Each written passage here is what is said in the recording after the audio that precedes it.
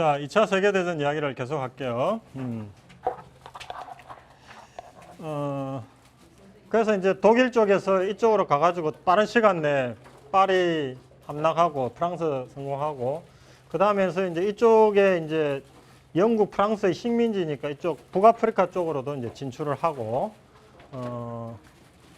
항상 그 독일 입장에서 눈에 가시가 어디입니까? 결국은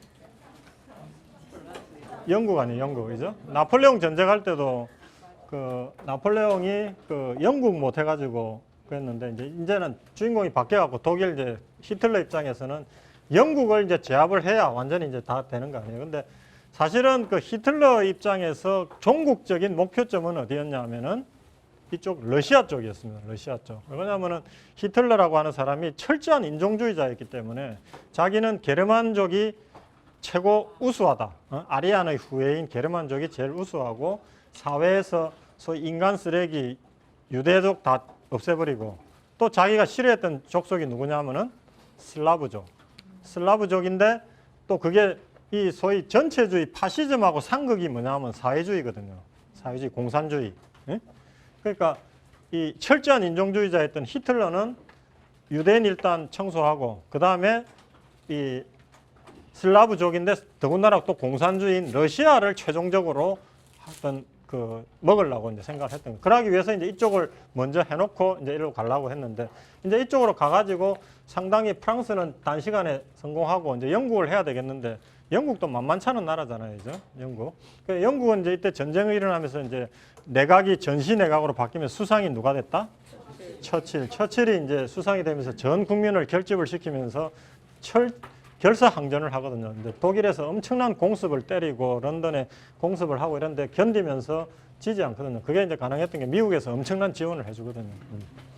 그러면서 이제 이거 좀 시간이 걸리겠다 싶어갖고 이제 히틀러가 1942년에 전격적으로 러시아 진격을 하게 됩니다. 러시아 쪽으로.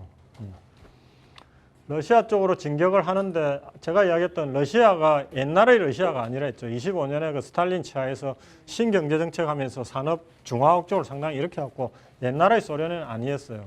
그럼에도 불구하고 독일이 워낙 강했기 때문에 쫙 밀립니다. 밀리는데 소련이 잘하는 정책이 뭐라 그랬어요? 전략이? 초토화, 도망. 안쪽으로 싹 도망가가지고 힘을 다 빼고 힘 빠졌을 때 공격하는 거. 예? 쫙 후퇴를 하는 거예요. 후퇴하고, 얘들의 이제 두 가지 무기가 그 뒤로 빼가지고 힘 빠졌을 때 공격하는 거고, 두 번째가 동장군. 이제 똑같은 전법을 이제 히틀러는 자기는 안 당할 줄 알았는데 똑같이 당한 거예요. 이제 깊이 들어왔는데, 이제 그때 전투가 어디서 크게 일어나냐면 엄청나게 여기서 사람이 많이 죽습니다. 스탈린그라드 전투라고. 이게 이제 스탈린 이름을 따서 만든 도시이기 까니까 스탈린이 얼마만큼 여기를 지키려고 했겠어요. 결사항전. 근데 여기서 엄청 2차 세계대전 때 제일 사람이 많이 죽은 격렬한 전투. 그래서 사실은 2차 대전 때 그 전체적으로 한 6천만 명이 죽었는데 제일 많이 죽은 데가 러시아입니다. 러시아가 한 4천만 명 죽었거든요. 엄청나게 죽었습니다. 그러니까 러시아가 민간인이 많이 죽은 거죠. 군인도 많이 죽었고. 그러니까 러시아가 2차 대전 끝나고 물론 공산 세력으로서 그 동유럽도 먹고 우리나라 쪽도 한 게 역할을 그만큼 했기 때문에, 힘도 있었고 엄청난 역할을 했기 때문에 여기서 이제 히틀러군이 패하면서 이제 똑같은 이제 전철을 되풀이하게 되는, 그때부터 이제 힘이 꺾이기 시작한 거죠. 그리고 이제 뒤이어서 이제 미국이 이제 참전을 하게 되지 않습니까? 미국이 참전을 하게 되고, 미국이 이제 참전하면서 이제 어디서부터 승리의 계기를 맺냐면은 여기 이제 스탈린그라드 전투에서 이제 러시아 쪽이 이기고, 그 다음에 이제 이쪽에서는 이제 이 식민지이기 때문에 이쪽이 왜 중요했냐면 어차피는 여기가 보급로 역할도 하고 그러잖아요. 그죠? 그래서 여기에서는 이제 독일에서 상당히 잘 싸웠던 사람이 우리 영화에도 많이 나왔죠. 사막의 여우.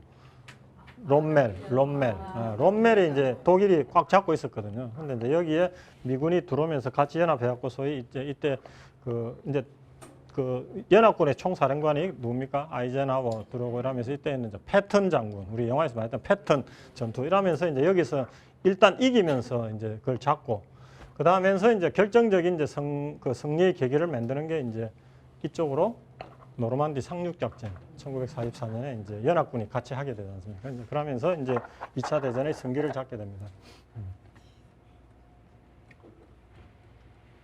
그때 당시에 이제 그 상황이 이제 이게 노르망디 상륙작전. 이때 연합군이 들어오는데 엄청나게 죽었답니다. 이쪽에 이 해안가에 독일이 그 절벽 이런 데 포대를 만들어 놓고 상륙하는 연합군에 대해서 엄청나게 해가지고 막 엄청나게 죽고 어찌됐든 간에 노르망디 상륙작전 성공해가지고 이제 밀고 들어오게 되는 거죠.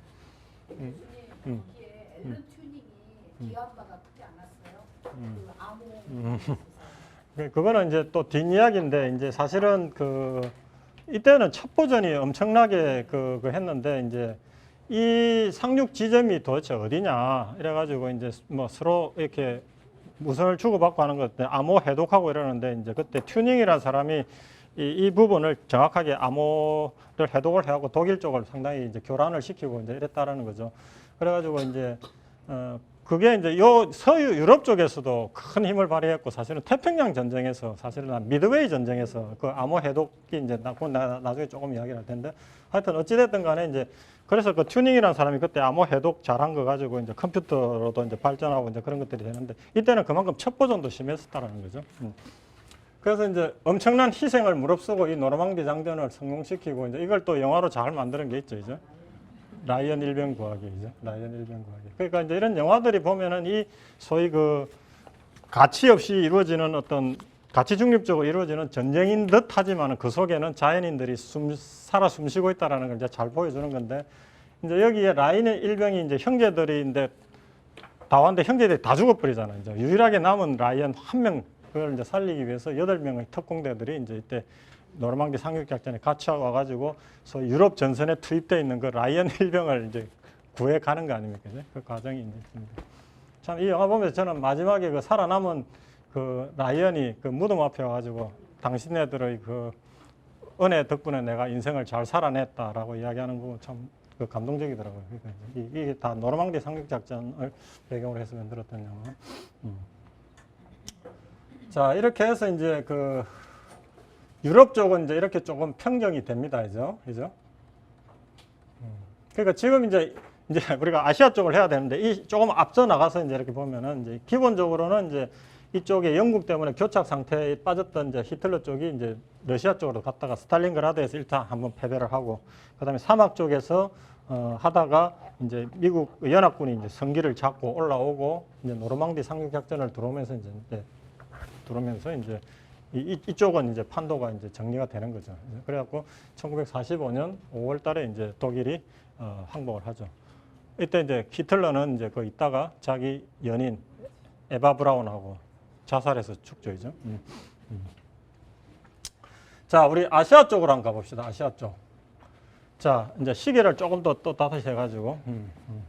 그러기 위해서는 이제 중국 이걸부터 먼저 보고 이제 우리가 가야 되겠습니다. 오늘은 이게 잘 정리를 해야 이제 우리가 2차 대전 후의 현대를 우리가 볼 수 있기 때문에. 자, 일본의 대륙 침략. 자, 1차 세계대전이 끝나고 또 그 혜택을 많이 본 나라가 일본이라 그랬죠, 이제. 일본도 그래서 그 경기가 엄청 좋아졌어요. 자기네들은 전쟁터가 안 되면서 유럽에 물건 많이 팔아먹고 또 독일의 그 식민지 이런 것들 중국 거 이권 차지하고 이러면서 엄청 좋아졌거든요. 그래서 이제 1차 세계대전으로 나라가 확 한번 뜨고 뭐 그런 상태에서 이제 갔는데 이제 아까 이야기한 대로 미국에서 유럽 도와주고 이러면서 유럽이 이제 다시 이렇게 경기가 좋아지고 이러니까 뭐 과거에는 이제 일본 제품 막 사고 이랬지만은 이제 다시 조금 회복되고 하니까 일본 제품 수출이 막히고 이랬거든요. 그러니까 이제 일본 쪽이 경기가 또 이제 안 좋아지기 시작하고 그 다음에 이제 1차 세계 대전 후에 이제 소위 일본에서 다이쇼 데모크라시라고 해가지고 이제 뭐 나라가 호황이 되고 그러면 이제 밑에 노동자들이나 일반 사람들의 정치적인 욕구가 막 나오잖아요. 그래서 이제 막 데모도 일어나고 이러면서 정치 민주화가 많이 일어나게 됩니다. 그래서 다이쇼 데모크라시라고 하는데 그러면서 이제 일본도 이제 아까 말했던 세계 대공황 영향을 20년대 말에 이제 받게 되는 거죠. 전 세계적으로 다시 이제 아시아 쪽으로 돌아온 겁니다. 근데 이제 요 가기 전에 우리가 한번 좀 알아놓고 갔으면 좋겠는데 1923년에 간또 대지진이라고 하는 진도 7이 넘는 큰 지진이 일어나요. 그 동경하고 요코하마 거기에서.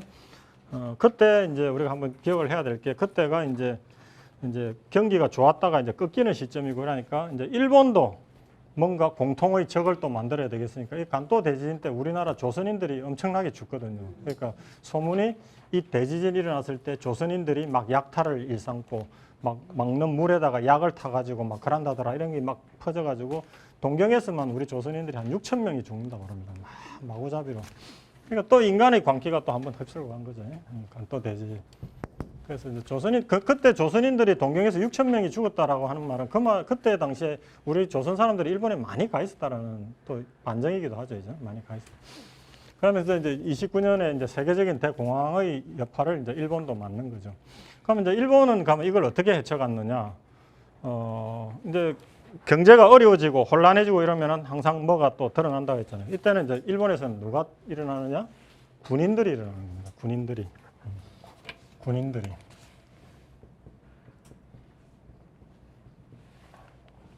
이제 경제가 어려워지고 혼란 속에서 군인들이 일어나니까 이제 군인들한테 힘을 몰아준 거죠. 힘을. 그러면서 이제 31년에 그 일본 군인들이 이제 주로 많이 진주에 있었던 이쪽 만주 쪽에 진주에 있던 일본군을 관동군이라고 그랬어요. 관동군. 그 관동군이 국가의 어떤 그 의사결정이나 국가 통수권자의 결재도 없이 여기서 사건을 일으킵니다. 그걸 만주사변이라고 그래요. 만주사변. 그러니까 이제 그걸 좀 알면은 이제 좀 배경 설명을 해드리면은 그때 이제 중국이 신해혁명 5.4운동 끝나고 이쪽이 막 혼란을 하면서 군벌이 막 바로 했다 그랬잖아요. 이제 군벌. 그러면 이제 광동성 이쪽에서 이제 시작된 군벌이 이제 장개석과 그 쏜문이 중심으로 해가지고 이제 나중에는 북벌을 다 완성을 하는데 이 만주 쪽에 있었던 군벌의 이런 펑텐 군벌이라고 펑텐이라는 봉천이거든요. 봉천 지금의 심양을 중심으로 한 군벌. 이때의 그 대장이 누구였냐면은 장장님이라는 사람이었어요. 장장님. 이 사람의 아들이 장항량이에요. 이건 좀 우리가 기억해 주면 좋겠는데 장쉐량이라고 그러죠. 장항량이라는데 이 장장님이라는 사람이 이쪽의 군벌의 그 대장이었어요. 근데 이제 이 사람은 군벌이니까 처음에 일본하고 이제 협력을 해가지고 이쪽을 통치를 하면서 하나의 세력을 형성을 하고 있었던 거죠. 근데 이제 이쪽에서 북벌을 막 해오고 있으니까 이제 장개석을 중심으로 한 국민당이 올라오고 있으니까 나중에 이제 그 일본의 전략은 장장님이라는 군벌하고 협력을 해갖고 이 만주를 통치하는 거였어요. 근데 이제 장개석을 중심으로 한 국민당이 막 올라오니까 장장님이 하는 그 군벌이 질 것 같거든요. 그래서 1928년에 장장님이 북경에서 이쪽 자기 지역으로 돌아올 때 철도를 폭파시켜서 그 사람을 죽여버려요. 장장님이 1928년에. 그래서 이제 그 사람의 아들이 누구냐면 장항량인데 이 봉천 군벌이 제일 셌거든요. 근데 이제 장항량이 그때 일본의 실체를 깨닫고 그 사람이 장개석한테 투항을 하게 됩니다. 그게 중국 역사에서는 굉장히 중요한 사건이에요. 그래갖고 장개석하고 장항량이 하면서 군벌이 통일이 되거든요. 통일이. 그 되는데 그러면 이제 이쪽에서는 이제 일본에서는 이제 장항량이 그때 당시만 해도 장항량이 이제 이쪽을 잡고 있던 상황이죠. 장항량이라는 장쉐량이라는 사람인데 있는데 이제 여기서 이제 일본인들이 관동군이 주도가 되었고 사건을 일으키는 거예요. 이때 우리가 좀 알아놓으면 좋겠는데 이거는 우리나라 역사에 안 나오더라고요. 책에는. 우리나라의 흑역사니까 만보산 사건하고 이제 만주사변이 일어나는데 만보산 사건이라는 건 뭐냐 하면은 이거는 우리 역사 입장에서는 상당히 좀 부끄러운 역사이기 때문에 사실은 좀 저는 알아야 된다고 생각을 하는데 이쪽 지역에 우리나라 조선 사람들이 많이 가 있었어요. 왜 그러냐면 일본은 그때만 하더라도 우리나라를 2등 시민이라고 막 그 교육을 시키지만은 3등 시민은 누구? 중국인들은 3등 시민. 그래가지고 일본 본토에서 어찌됐든 간에 조선하고 만주는 자기 나라 땅을 만들어야 되니까 엄청나게 이주를 시키려고 하는데 생각보다는 많이 안 가니까 그다음 조선 사람들을 많이 이주를 시키거든요. 그래서 일본 사람들이 제일 하대했던 사람들은 중국 사람, 그나마 등용했던 사람들은 조선인. 그래서 조선인들을 많이 데리고 가서 여기 정착을 했었어요. 그래서 이제 여기에서 조선 사람들하고 중국 사람들하고 농토 분쟁이 붙은 거예요. 이제 그게 만보산 사건이에요. 근데 이제 여기서 뭐 중국 사람들도 죽고 조선 사람들도 죽고 뭐 하여튼 일어났는데 일본이 그걸 여론 조작을 해가지고 우리나라에는 만주에서 뗀 놈들이 조선인들을 대거 죽였다. 그래가지고 그때 당시 우리나라에 뭐 동아일보 이런 데 대서특필되고 이래가지고 우리나라에서 간또 대지진이 일어났을 때처럼 그때 당시에 중국의 화교들이 우리나라에 뭐 6천 명 이상 와 있었는데 그 화교 거리들에 온 불태우고 엄청난 사람들을 죽였다고 그럽니다. 그때 또 막 일어나가지고 우리는 그 역사에 잘 안 나던데 우리도 그런 사건이 있었다는 거죠. 그거는 뭐 물론 일본의 여론 조작에 의해서 그런 이제 여기에서 조선인들하고 중국인들 간의 농토 분쟁도 한번 있었고 그걸 계기로 이제 또 분위기 한번 띄우고 그다음에 만주사변은 뭐냐면은 일본 관동군이 이 철로에 한 1m 정도 되는 게 폭발로 끊어진 거예요. 근데 이제 그걸 이제 중국인 소행이다라고 했는데 나중에 보니까 관동군들이 자작을 일으킨 거예요. 그냥 자기네들이 폭발을 일으켜 놓고 중국인이 했다 이래가지고 이제 그걸 빌미로 이제 중국 그 소위 아까 말했던 그 펑텐 지역에 있던 그 군벌들을 막 공격을 하면서 자기네들이 만주를 완전히 장악을 해버린 게 만주사변이거든요. 근데 이거는 이제 우리 역사책에 거의 안 나오더라고요. 근데 이 1차 계기는 이 만보산 사건, 그 다음에 일본 관동군의 조작에 의한 철로 폭파 사건, 이걸 해가지고 이제 일종의 사변을 일으켜가지고 만주를 이제 장악을 하는 거죠.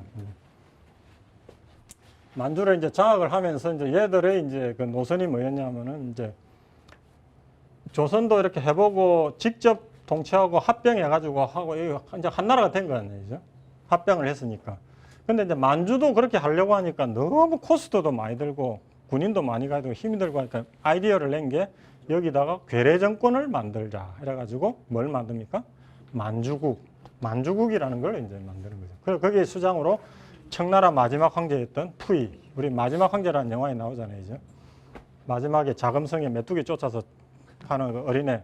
그 사람이 이제 장성해갖고 이렇게 됐을 때 이 사람을 이제 황제로 세우면서 소위 괴뢰정부 만주국을 이제 만든. 그 자기네들은 관동군이 뒤에서 각종 차관이나 이런 거 자리 잡으면서 완전히 하면서 겉으로는 이제 내세운 명분을 내세운 거죠. 그러면서 이제 이 사람들이 그때 내세운 게 여기에는 5민족이 사는데 기본적으로 한족, 만주족, 몽골족, 조선족, 그다음에 일본 사람. 그래서 우리 5민족이 합체로 해가 살아야 된다 갖고 5가지 색깔로 국기까지 만들고 5민족이 우리가 화합해서 살아야 된다. 명분을 만든 거죠. 만주국을 이제 만들어 가지고 이제 했는데 나중에 이제 국제연맹에 와서 이제 조사를 해보니까 너것들이 전부 다 조작한 거 아니냐 이래갖고 이거 그 뭐지 철수하라라고 권고를 해요. 국제연맹에서 와서. 근데 얘들이 이제 그 말 안 듣고 국제연맹 탈퇴해 버리는 거지. 탈퇴하고 이제 중국 침략을 이제 본격화하는 거죠. 그래서 이제 일본이 이제 중국 침략이 이제 본격화됩니다. 이제 31년에 이제 만주사변을 일으켜가지고 이쪽에 이제 장악을 하고 그러면서 이제 쭉 이제 만주국을 통해서 이제 계속 그걸 하면서 그 되고 그러면 이제 이 중국 본토는 이제 그러면 어떤 상황이었느냐 이때 당시에 제가 이야기했잖아요. 이 장개석과 국민당을 중심으로 해갖고 이 북벌을 다 완성을 했다 그랬잖아요. 다 통일을 했다 그랬잖아요. 통일을 했는데 이제 물론 여기는 이제 그 아까 그 일본이 이제 만주국으로 있는 상태고, 근데 이제 저번에 이야기했다시피 이제 장개석은 통일한 상태에서 통일의 가장 걸림돌이 공산당이 될 것 같으니까 처음에 그 합작을 했다가 엄청나게 이제 그 토벌을 하기 시작을 해가지고 공산당이 그 1934년에 만 킬로에 걸쳐서 한 게 뭐라 그랬죠? 대장정 해가지고 이 연안이라는 데 가갖고 이제 공산 정부가 그 우물트고 있었다 그랬잖아요. 그래서 이제 이때 당시로는 이제 계속 공산당은 이제 대장정을 해가지고 이쪽 농촌을 배경으로 하고 세력을 이제 구축을 해갖고 공산당 세력이 상당히 이제 커진 상태고 국민당은 이쪽에서 이제 잡고 있는 상태고 그리고 공산당하고 계속 이제 그런 있는 상황에서 일본은 이제 이쪽으로 해가지고 이제 본토로 이제 들어오려고 하는 상황이고, 그죠? 그 전에도 이제 이쪽 일본 쪽이 계속 이렇게 들어왔는데 이제 장개석은 장개석이라는 사람은 이제 일본을 쫓아내는 데는 조금 뭐라나 주저주저했어요. 주저주저하면서 1차 우선순위는 공산당 토벌하는데 그 주저주저했던 거는 공산당 토벌 일천적인 것도 있었지만 자기가 생각할 때 일본이 자기가 일본 공부한 것도 있고 그래서 일본에 대해서는 좀 두려움도 있었던 것 같고 그래서 일본은 좀 내깔게 두고 공산당 토벌하는데 1차적으로 했었던 거예요. 그러면서 이제 중국이 일본이 아까 만주사변 일으키고 점점 이제 본토로 들어오려고 하면서 있었거든요. 그래서 이제 이 과정에서 이제 일어났던 또 중국 현대사에서 굉장히 중요한 사건이 1936년에 일어났던 시안 사건이라는 게 있어요. 시안 사건. 이거는 뭐 참고로 좀 알아두실 게 좋을 것 같은데. 시안이 어디냐면은 여기거든요. 연안역이 있고 텐진 있고 북경역이 있고 한 요 정도 있는 거예요. 중간 지점. 그래가지고 이제 공산당은 연안을 중심으로 하고 이쪽을 이제 배경을 하고 있으니까 국민당 입장에서 엄청난 토벌 작전을 이제 막 하고 있는 상황이었죠. 그래서 상황이었고 일본 쪽은 계속 이쪽에서 이제 침탈을 하고 있고 그래서 이제 국민당 내에서 아까 저 장장님의 아들 장항량이라는 사람이 이제 어떻게 보면은 국민당에 이제 같이 하면서 국민당 내에서 어떻게 보면 서열 2위의 사람이었죠. 장항량, 장쉐량 이 사람입니다. 아주 멋있고 잘생긴 어떤 귀공자 같은 사람이었는데 이 사람이 이제 보니까 우리가 싸워야 돼. 이 사람은 자기 아버지도 일본 사람한테 죽었잖아요.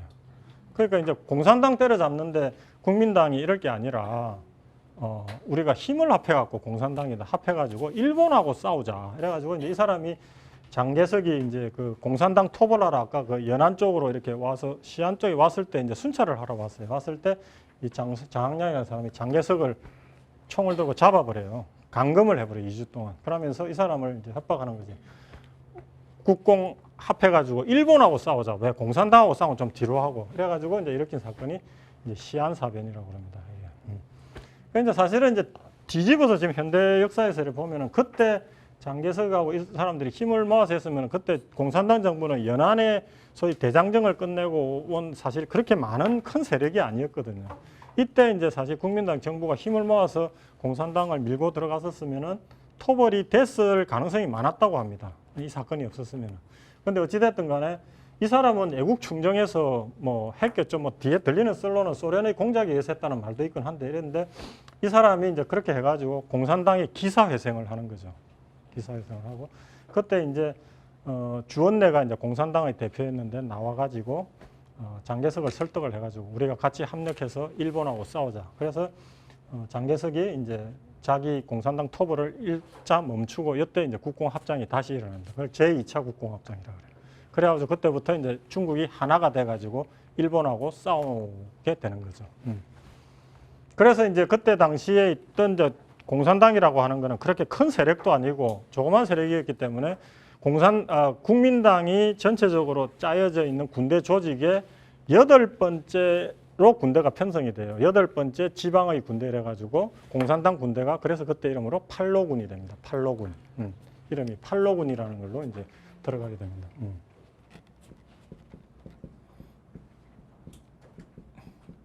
팔로군으로 이제 편성이 되는 거죠. 그죠? 처음에 이제 그랬고 공산당 군대를 홍군이라고 그랬고 이제 이때는 국민당이 편성된 군대의 8번째 지방의 작은 군대. 뭐 얼마나 규모가 작았으면 그랬겠어요. 그래 팔로군이 되고 그 다음에 이제 나중에 중국이 통일되고 나서 그 사람들이 이름이 인민해방군이 되죠. 홍군, 그 다음에 팔로군, 인민해방군 이렇게 가게 됩니다. 그래서 이 사건은 이제 뭐 중국 현대사 입장에서는 굉장히 중요한 사건. 그래갖고 이제 이 사람은 국민당으로 돼가지고 평생 그 하와이 그 대만 정부에 갖고 평생을 감금 상태에서 살아요. 연금 상태로. 그러다가 그 마지막에 말년에는 이제 하와이에 가서 이제 죽게 되는데 뭐 하여튼 뭐 이 사람 뭐 모택동 중에서 제일 오래 살았어요. 자기는 제일 장수를 누리긴 한데 평생을 이때 잘못으로 인해 가지고 평생을 연금된 상태에서 살다가 이제 가고. 그래서 이제 중국 역사가 이때 이런 사건이 없었으면 국민당 주도로 뭐 갔을 수도 있고 이렇게 있는데 이 사람은 이제 선의로 한 거죠. 어떻게 보면 공산당하고 합력해갖고 일본하고 싸워야지 왜 우리 내부에서 싸우느냐. 그래가지고 이제 뭐 그렇게 했던 거고. 그래서 이 사건이 중국 현대사에서는 굉장히 중요한 사건입니다. 시안사변.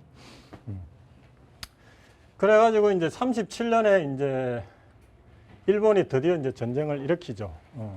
되는데 이제 그 중일 전쟁이 또 이것도 일어나는 계기는 북경에 보면은 노구교라는 데가 있어요. 노구교. 뭐 마르코 폴로가 세계에서 제일 아름다운 다리라고 평했던 그 다리인데 거기에서 그 일본인 사병 한 명이 그 행방불명이 돼버려요. 그래가지고 이제 일본에서는 이건 중국군에 의한 소행이다 이래가지고 이제 침략을 하는데 나중에 뭐 일본 군인은 무사히 잘 돌아왔대요, 군대로.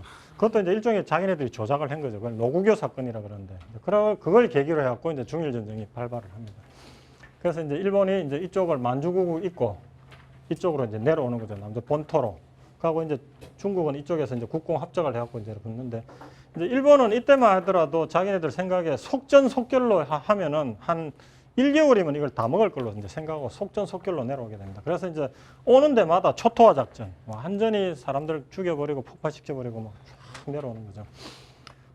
내려오면서 이제 이때 당시에 중국의 수도가 난경이었잖아요. 난징. 국민당이 난경을 수도로 했거든요. 그러면서 이제 내려오는데 의외로 이제 이때 국공 합작을 하고 하면서 이제 중국 그 인민들의 저항이 생각했던 것보다 이제 셌던 거죠. 세면서 이제 일본 애들이 이제 상당히 열받은 거지. 가는 데마다 막 게릴라전하고 막 저항이 심하니까. 그러면서 우여곡절 끝에 이제 37년에 이제 남경을 함락을 합니다. 함락을 하는데 이 들어오는 과정에서 상해 먼저 하고 이 들어오는 과정에서 일본도 많이 피해를 봐요.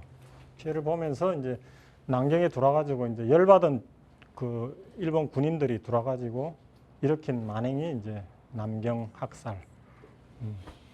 그러니까 이 또 이제 인간의 얼마나 광기에 휩싸이면 그렇다고 하는지 이제 물론 자기네들이 이 들어오는 과정에서 막 배후 공격당하고 그러면서 군인들이 많이 죽고 뭐 희생도 많이 당했지만 거의 막 돌아가지고 민간인들 뭐 무차별로 죽이거든요. 뭐 이때 죽이는 과정들을 제가 참 여기서 차마 말씀을 못 드릴 정도로 참혹하게 죽여요.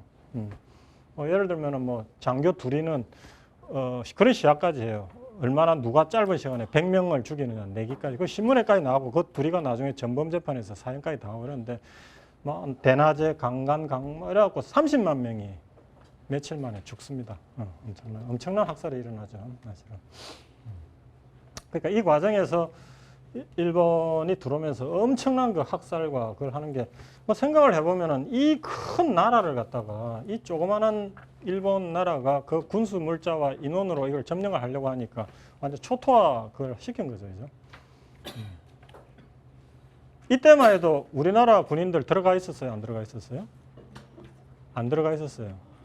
우리나라 군인들이 이제 여기에 끌려간 건 요거는 우리가 정확하게 알아야 됩니다. 이것도 우리가 좀 정확하게 알고 가야 되는데 군인들이 끌려가는 게 뭐 징집 아닙니까 이제? 그 다음에 근로로 끌려가는 게 징용이고 그 다음에 이제 우리가 말했던 위안부 뭐 이렇게 이제 끌려갔는데 징집은 우리가 한 21만이 끌려갔어요. 이거는 언제 끌려갔다? 1944년 이후. 징용은 1939년부터. 이것도 거의 말기 40년대에 이렇게 갔거든요. 이건 한 25만 갔다고 그럽니다. 근데 이 44년 전까지는 지원병이었어요. 지원병. 근데 저때 지원병은 경쟁률이 50대 1이 넘었다 그래요. 우리나라하고 저 대만. 근데 이제 일본의 정책은 정식 군인에 식민지 조선이나 대만 사람들 써가지고 제대로 싸우겠느냐. 혹시라도 총 나눠졌다가 반란을 일으키면 어떡하냐 이래갖고 굉장히 엄격하게 반대를 했대요. 그래가지고 그 사전 작업으로 그 정신을 개조해 놓은 상태에서 군인이나 근로자로 써야 된다 하고 그때부터 뭐가 일어났다 했죠. 30년대 후반부터 황국 신민화. 일본말 가르치고 신사참배하고 막 이런 것들 했다 그랬잖아요. 그러니까 이때 당시만 해도 우리나라나 대만의 군인들은 참여를 하고 싶어도 못 했다는 거지. 뭐 물론 부분적으로 했는데 엄청나게 경쟁이 치열했대요. 그건 왜 그러냐면은 이 식민지에서 해먹을 게 없으니까 그나마 일본 군대에 가면은 출세할 수 있지 않느냐, 돈 많이 벌 수 있지 않느냐. 그하고 이때까지만 해도 이 식민지에서 봤을 때는 일본이 만주국도 먹고 중국을 대상으로 하고 그러니까 일본이란 나라가 어마어마한 나라고 이 나라의 통치가 영원할 것처럼 생각을 했던 거죠. 이 식민지 치하의 사람들이라는 게. 그러면 이 식민지 치하에서 내가 살라고 성공하려면은 일본 군대에 들어가서 하는 수밖에 없겠다. 그래서 그렇게 병으로 가고 싶어하고 지원을 많이 했는데 경쟁이 치열했대요. 그건 우리가 좀 알아야 되는 거죠. 그러니까 뭐 무조건 다 끌려간 게 아니라 그런 태평양 경제 막바지에 다다라가지고 강제로 끌고 갔다는 거죠. 44년 이후에. 그래서 일본이 이때 당시만 하더라도 어떻게 보면 자기 능력에 안 되는 큰 전쟁을 지금 벌이고 있었던 거죠. 그죠? 그러면서 이제 중국 전쟁을 이렇게 벌이면서 근데 중국은 이제 이렇게 생각을 했던 거지. 자기네들 모택동이나 장개석은 우리는 워낙 큰 땅이기 때문에 우리가 시간을 벌면서 지구전을 벌이면은 언젠가는 이긴다. 그러면서 이제 이쪽으로 하면 그래서 수도를 중경, 충칭으로 옮겨가지고 저항을 하지 않습니까? 그죠? 그러면서 이제 일본은 이제 큰 도시 중심으로 들어왔는데 이쪽으로 이제 공산당 이런 데 들어가고 게릴라전으로 하고 그러니까 여기서 이제 일본이 엄청난 시간을 빼앗기게 되고 이제 이 전쟁을 수월하려고 하니까 자원이 많이 필요하지 않습니까? 뭐 기본적으로 뭐 기름 있어야 되고 철광석 있어야 되고 이러면서 이제 그런 상황인데 그걸 이때 당시에는 어디로부터 수입을 했었다 일본이? 미국으로부터 수입을 했었거든요. 근데 이제 미국이 보니까 얘들이 막 중국 들어가지고 난리를 지기고 있고 이러면서 이제 30년대 후반에 오면서 미국이 일본한테 철광석, 석탄 수출 금지 이렇게 나오는 거예요. 그러니까 애들이 이제 큰 전쟁을 수행을 하려고 하면 그 자원이 없잖아요. 그걸 먹기 위해서 이제 어디로 들어가게 된다?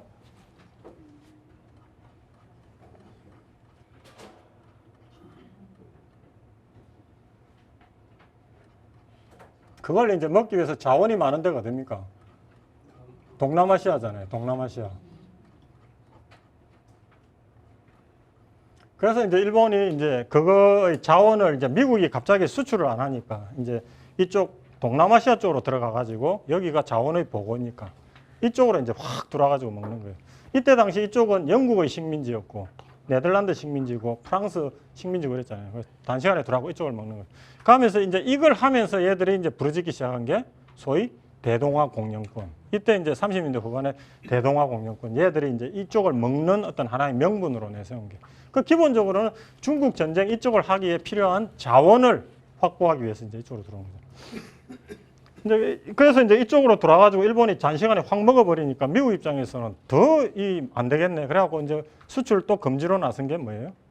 석유 수출을 이제 막아버린 거예요. 석유 수출. 근데 이 전쟁하려고 하면 에너지원이 전부 석유잖아요. 그게 이제 일본에서는 석유가 없으니까 너무 황당해진 거지. 그러면서 이제 물론 인도네시아 쪽으로 가기도 했고 이쪽을 이제 이때는 미국이나 영국이 이쪽을 통해서 내륙을 통해서 중국에 물자 보급을 했었거든요. 그러니까 이제 이쪽을 이제 잡으면서 이제 갑자기 이제 미국에서 석유 수출을 딱 금해버리니까 이제 일본에서 이제 수뇌부들이 회의를 한 거지. 41년 이제 말경에 미국하고 또 협상도 계속하고 이랬는데 미국은 민주주의 국가고 의회 통과도 거쳐야 되고 이러니까 우리가 전쟁을 일으키더라도 쉽게 전쟁에 참전 못할 것이다. 미국은. 그래서 뭘 결정을 하냐면 1941년 12월에 미국의 그 해군 본부가 있는 진주만을 공격을 하자. 기습. 이제 결정을 내리는 거예요. 그때 당시에 이제 도조 히데키나 일본 수뇌부는 이제 그런 생각을 했던 거지. 이제 얘들이 석유까지 금수를 할 줄 몰랐는데 그 결정을 내리니까 계속 협상을 해도 안 되니까 미국을 우리가 한번 치면은 얘들이 협상에 임할 것이다라고 생각을 하면서 미국이란 나라는 민주주의 국가이기 때문에 전쟁이란 결정을 쉽게 못 내릴 거다. 이제 오판을 한 거죠. 어떻게 보면 오판을 한 거지. 그래가지고 이제 이 진주만 공격을 하지 않습니까? 1941년 12월에. 그래서 이제 진주만 공격이죠. 예. 이 하와이에 가면 진주만 지금 너무너무 아름다운 그 지역인데 거기에 이제 해군 본부가 있었는데 여기에 일요일 날 이제 기습적으로 공격을 해가지고 엄청난 피해를 주지 않습니까? 그죠?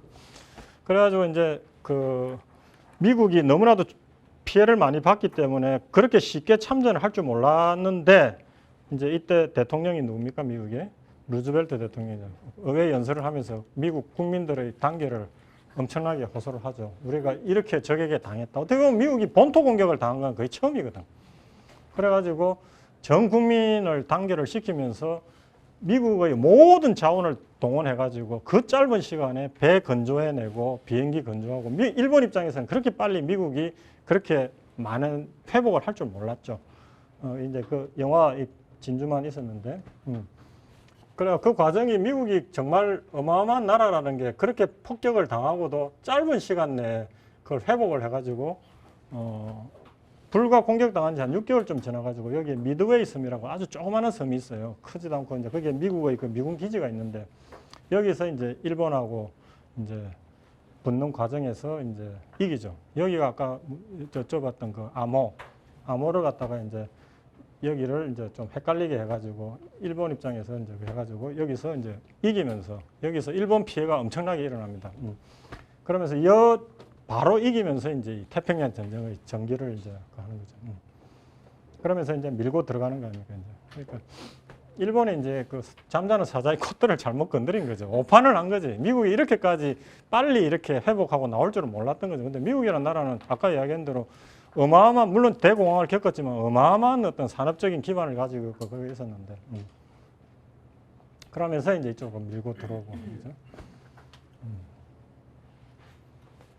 그러면서 이제 중국 그 아까 그 부분도 이제 계속하면서 이제 국공 합작에 의해서 이제 계속 그 이제 밀리고 뭐 그러면서 이제 일본이 전체적으로 이제 밀리죠. 그래서 이제 어떻게 보면은 일본이 과연 요 조그만 나라가 이 전체 그걸 해서 전쟁 수행 능력이 있었느냐? 어떻게 보면 오바로 간 거죠, 이제. 그래갖고 1938년에 이제 국가 총동원법을 해가지고 온갖 걸 집어 넣어가지고 이제 하고, 그래서 이제 그때부터 우리가 40년대 들어오면서 우리나라도 그 엄청난 수탈을, 그때는 진짜 수탈이죠. 모든 걸 다 막 뽑아가고 전쟁에 투입하는 거 아니에요. 그래가지고 징용도 많이 끌고 가고, 뭐 위안부, 각각에 가 있는 군인들한테 어떤 그걸 하기 위해서 위안부도 하고, 그 다음에 이제 급기야 이제 전쟁 막바지에는 막 강제로 징용해가지고 이제 보내는 지금까지 가죠. 그런데 이제 일본 사람들이 정말 지독한 민족들인 게, 이렇게 태평양 현장에 이렇게 보면은 가가지고 미군들이 이렇게 하면서 지면서도 뭐 순순하게 항복 이런 것들도 아니고 끝까지 항전, 막 민간인들 자살 강요하고 옥쇄 전략 끝까지. 이제 얘들은 어떻게 세뇌가 돼 있었냐 하면은 천황이 신이 다스리는 나라의 신민이다 이래가지고 그 천황을 중심으로 한 어떤 절대 군국주의 있었기 때문에 그 정신이 거기 다 세뇌돼 있었기 때문에 뭐 여기서는 거의 옥쇄 전략을 하면서 많이 죽었습니다. 사실은 이 태평양 전쟁을 하면서 뭐 대표적인 데가 오키나와 같은 데에서는 뭐 한 10만 명의 민간인들이 자살을 강요받아가지고 죽기도 하고 뭐 엄청난 것들을 하고, 뭐 우리가 최근까지도 그때 그 살아남았던 폐잔병들이 밀림 속에 살다가 얼마 전까지 발견되기도 하고 뭐 그런 경우들도 있잖아요. 그만큼 결사항전을 하면서 이제 미군이 이렇게 밀고, 연합군들이 이제 밀고 들어오면서 소위 괌하고 사이판을 이제 점령을 하면서 이제 여기서는 이제 그 전투기가 뜨면 본토 공격이 가능하거든요. 그래서 본토 공격을 이제 공습을 막 하게 됩니다. 근데 이제 일본 사람들이 얼마만큼 지독하냐면, 그렇게 공습을 받고도 뭐 그때 그렇게 공공연하게 위해서 우리 국민은 한 명 남을 때까지 끝까지 싸운다. 옥쇄 전략. 그래서 이제 미국 입장에서는 이때 당시에 빨리 전쟁을 끝나고 싶은데 이 본토를 점령을 하려고 하니까 너무나도 많은 피해가 있을 것 같거든요. 그래서 이제 무슨 결정을 내리게 됩니까? 원자폭탄. 원자폭탄. 그래서 이제 이때 이제 이 전쟁을 수행하면서 미국이 이제 이쪽을 좀 정리하기 위해서 계속 소련으로부터 참전해달라고 요청을 하고, 미국 입장에서는 빨리 전쟁을 끝나고 싶으니까, 안 그러면은 너무나도 자국의 청년들 손해가 많으니까. 근데 아무리 공습을 해대도 일본은 항복 안 하고, 이때는 독일은 이미 항복한 상태잖아요. 5월 달이 지났으니까. 그렇게 해대도 안 하니까. 그래서 이제 해왔던 소위 그 원폭 투하를 이제 1945년 8월에 하게 되죠. 근데 이 원폭이라는 것도 이제 이때 개발이 됐는데, 이게 참 재밌는 게 그 미국의 그 맨하탄 프로젝트라고 하는 어떤 거에 의해서 개발된 무기거든요. 이게 왜 개발됐냐면은 그 유럽에 있던 일군의 과학자들이 미국으로 와가지고 미국 정부에다가 요청을 하게 됩니다. 원자폭탄 빨리 개발해 서두르라. 자기네들 정보에 의하면, 그때 당시에 유럽에서 특히 유대인 과학자들이 미국으로 많이 왔단 말이죠. 나치가 39년경에 원자폭탄 개발을 서두르고 있더라는 정보를 입수하고 미국 정부에 이야기를 해준 거예요. 그러면서 이제 미국 정부에 원자폭탄을 빨리 개발을 해라. 원자폭탄이라는 게 원자가 분해되면서 나오는 그 고열로서 핵분열이잖아요. 그래서 이제 미국 정부에서 이제 일단의 과학자들을 다 모은 거지. 뭐 대표적인 사람이 오펜하이머, 뭐 페르미 이런 사람들, 과학자들을 모아가지고 미국에 가면 그 뉴멕시코라고 아리조나 밑에 보면 사막 지역 있잖아요. 거기에 모아놓고 이제 이 프로젝트를 몰래 이제 진행을 한 거예요. 몇 년 동안. 거의 5년 가까이 한 거지. 그러면서 이제 이 사람들이 그때 원폭을 개발을 한 거죠. 그러면서 사막에서 폭발을 시켜본 거 아니에요. 그래가지고 가능하면은 이제 안 쓰려고 그랬죠. 저거는 워낙 그 치명적인 무기니까. 근데 아무리 공습을 해도 이 밑에 오키나와인데 그 10만 명 민간인들 자살까지 해가면서 대응을 하니까. 그래서 이제 미국 입장에서는 이제 더 이상의 어떤 그 자국 군인들의 피해를 더 키워서는 안 되겠다. 그래서 이제 원폭을 터뜨리게 되죠. 그래서 8월 6일 날 히로시마에 터뜨리고, 그래서 그때 20만 명이 죽습니다. 그래도 또 항복을 안 해요. 그래가지고 8월 9일 날 나가사키에 또 터뜨리죠. 그래서 한 5만 명 정도가 죽어서 이제 이게 터졌을 때 그때 사진이라고 합니다. 그러니까 사람들도 이제 본 거지. 자기네들이 봐도 겁날 정도로 너무너무나도 무서운 무기니까 한 번 했을 때 빛과 열이 나면서 완전히 다 썰어버리잖아요. 그래서 이제 그 원자폭탄이 일어나게 된 게 사실은 일본이 자초한 거죠. 소위 그 천황을 중심으로 한 그 옥쇄 전략. 우리는 국민 한 명 남을 때까지 싸운다. 진짜 일본 정신은 그랬으니까. 뭐 어떻게 보면 자초한 건데, 일본은 과거 자기네들이 한 거 사과하기 전에 자기네들이 피해자 코스프레를 해요. 이것 때문에. 마치 자기네들이 원폭 때문에 엄청나게 피해된 걸 이걸 강조를 하면서 자기는 전쟁의 피해자다라는 코스프레를 하는 하나의 또 이게 구실이 되죠, 이제 사실은. 근데 어떻게 보면은 그 천황을 중심으로 한 일종의 그 집단 광기 때문에 일으킨 어떤 자초한 부분인데 저것만 죽었으면 되는데 여기 때 우리나라 사람들도 많이 죽었다고 합니다. 아직까지도 그 후유증이 걸리고. 하여튼 이런 이유로 이제 원자 폭탄이 터뜨려지면서 이제 전쟁이 끝나게 되죠. 그래서 이제 이게 미주리 하면서 이제 일본 항복 문서 쓰는 과정 아닙니까? 이분이 누굽니까? 메가더잖아요. 그죠? 전쟁을 일으킨 소위 그 광기 어린 집단, 이 군대 집단들이 이제 항복을 하게 됨으로써 이제 2차 대전이 이제 끝나게 됩니다. 그죠? 참 끝나게 되고. 자, 그래서 그때 중국 사정을 한번 좀 더 우리가 더 좀 보고 갑시다. 시안사변이 일어났고 이제 일본이 이제 난징 대학살까지 일으키고 이제 이러면서 이제 중국의 현대사에서 이제 또 이때 많은 것들이 이루어지죠. 이 사람이 누굽니까? 이제 장개석, 모택동, 장항량, 장쉐량. 이 사람이 주얼레, 쩌원라이, 등소평, 그죠? 그러니까 이제 이때 중국의 현대사를 우리가 이제 좀 어떤 그런 골격이 만들어지는 게 이제 그 이쪽에서 이제 국공 합장이 일어나 가지고 이제 이쪽을 싸우고 이쪽 임시정부로 가고 그다음에 이제 공산당들은 어차피 그 일부 지역들로 들어가 갖고 그쪽에 민중들을 합수해 가지고 게릴라전으로 하는 거예요. 그러면 이제 중국 공산당들이 이쪽 이 소규모 농촌 이런 데 들어가고 게릴라전 일으키고 이제 이러면서 뭐 전쟁은 하여튼 장기화된 지구전 쪽으로 이렇게 흐르고 있는 이런 상황이었죠. 그런데 상황에서 이제 태평양 전쟁이 끝나고 이제 그 전쟁이 끝나는 상황으로 가지 않습니까? 그죠? 그러면서 이제 중국은 해방이 바로 되는 게 아니라 그때부터 뭐가 들어간다? 공산당하고 국민당 내전으로 들어가게 됩니다. 국민당하고 공산당 내전으로 들어가게 되면서 이제 현대 중국이 만들어지는데 이제 공산당을 대표하는 사람이 이제 모택동, 그 밑에서 이제 그 보좌했던 사람 여러 사람이 있긴 하지만 이 주얼레, 등소평 이런 사람, 그다음에 이제 국민당을 대표하는 사람이 장개석, 이제 장항량 이렇게 되는 거죠, 그죠? 이 사람이 참 그 훌륭한 사람이에요, 주었네. 제가 볼 때는 이 사람은 진정한 공산주의자면서 사람에 대한 휴머니즘도 있었던 사람. 이 사람들은 제가 이야기했죠. 1920년대에 파리에 가서 공부를 한 사람들이에요. 근근공학이라 해갖고 일종의 그 가서 아르바이트하고 돈 벌어가면서 그 공부하면서 공산주의를 공부한 사람. 그 사람이 평생 좋아했던 게 그 파리 바게트가 바게트빵. 그때 파리에서 젊었을 때 공부했을 때 워낙 바게트빵을 좋아하고 평생을 바게트빵을 좋아했다고 그러는데 이 사람들은 휴머니즘이면서 공산주의자. 근데 이제 이 사람은 이제 오로지 그 자기 자수성가로 공부해가지고 이제 성공하니까 지독한 공산주의자. 휴머니즘은 없고 지독한 공산주의자. 근데 이제 이 사람이 평생이 2인자로서 이 사람을 엄청나게 보좌를 잘했죠, 주원래가. 자기 자리를 지키면서 2인자로서. 이 사람은 머리 좋고 유능한 사람. 이때 당시 국공내전 그 일본하고 게릴라할 때 등소평이 지휘하는 군대는 한 번도 안 졌대요. 너무나도 그 게릴라전도 잘하고 너무나도 이 사람이 잘 그 부하들 움직이고 그래가지고.